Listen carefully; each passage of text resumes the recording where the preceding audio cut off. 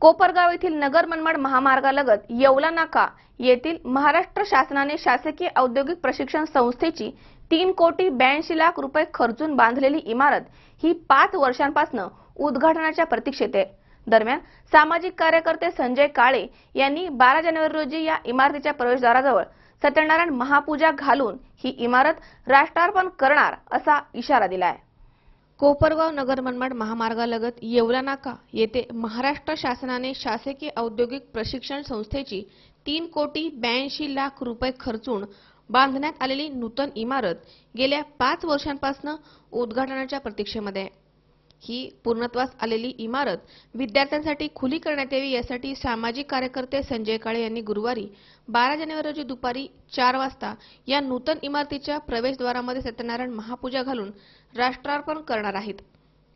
सामाजिक कार्यकर्ते संजय काळे यांनी रविवारी सदर इमारतीची पाहणी केली, त्यावेळी ते बोलत होते। त्यावेळी त्यांनी सांगितले की कोपरगाव शहरामध्ये सध्या शासकीय ITI कॉलेज महात्मा गांधी प्रदर्शनामध्ये भरतं।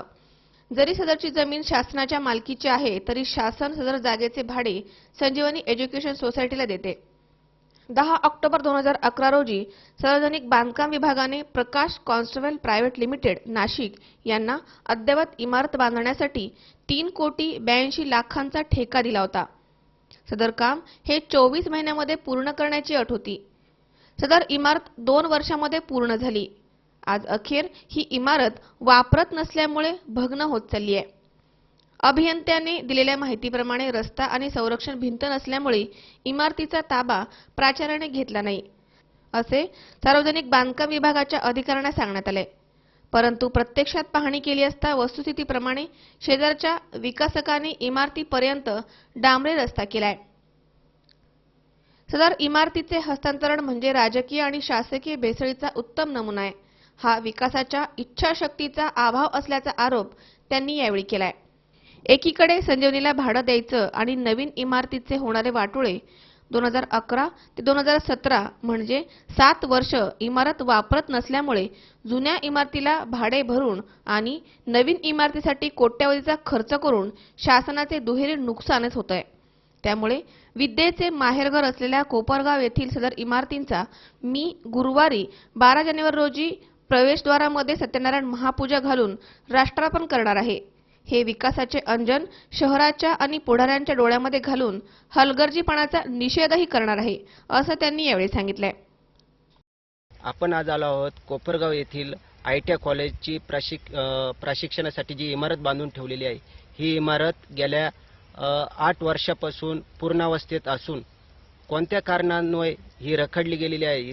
हिचं उद्घाटन अजूनही झालेलं नाही। गेल्या 8 वर्षापासून हिचा खर्च जवळपास 3,80,00,000 रुपये इतका आला असून तरी पण ही पूर्णावस्थेत असलेली इमारत आजपर्यंत बंद आहे। इथे कुठलाही विद्यार्थी प्रशिक्षण घेऊ शकत नाही। याबाबत अधिक माहिती यासाठी काय अडचणी आलेल्या आहेत, कशासाठी हे अडून पडलेलं आहे उद्घाटन या इमारतीचं, हे आपण जाणून घेऊया सामाजिक कार्यकर्ते संजय काळे यांच्याकडनं।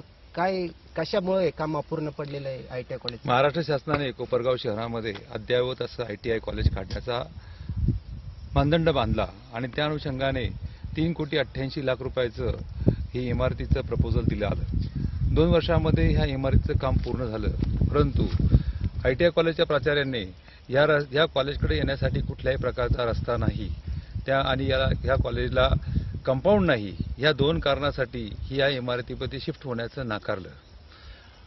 ह्या रस्ता करण्याकरता आणि ही कंपाऊंड करण्यासाठी 6 वर्षापासून राज्य शासनाकडे प्रस्ताव प्रलंबित असल्याचे सांगून कुठल्याही प्रकारची माहिती न देता सार्वजनिक बांधकामचे अभियंते माहिती देत नाहीत आणि कॉलेज शिफ्ट करत नाही। वस्तुस्थिती अशी आहे की शेजारच्या प्लॉटमध्ये या बिल्डिंगच्या मागच्या बाजूने डांबरीकरणाचा रस्ता पूर्ण झालेला आहे। इमारत अद्ययावत आहे आणि पूर्ण अवस्थेत आहे। केवळ फक्त शिफ्टिंग जर केलं आणि ह्या परिसरातल्या काट्या काढून घेतल्या तर या ठिकाणी एक अद्ययावत कॉलेज चालू होऊ शकतं।